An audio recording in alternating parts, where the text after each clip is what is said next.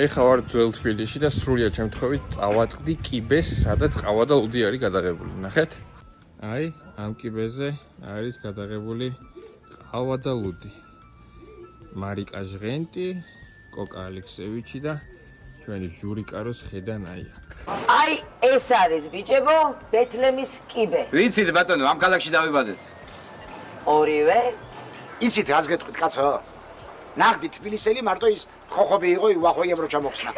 დანარჩენები ჩემსავით ყველანი ჩამოსულები ხარ თაგანა. მართალია, ხო იცი ჟურიკა. მაგრამ ეხლა მაგაში არ არის საქმე. ესე იგი, ეს არის ბეთლემის კიბე. აი, ამ კიბესთან მოტყდა ქუსლი კავკასიონის ასულს, ანას. ხო. და ამ კიბეზე აიყვანა ზაზული ხელში ატატებული. მე ესე იგი გზა უხვევს მარცხნივ, ჩაულის ზემო ბეთლემის ეკლესიას, ეს ქვემო ბეთლემის ეკლესია. მე დაიშვება დაღმართში და გომის ქუჩაც აღარ არის შორს.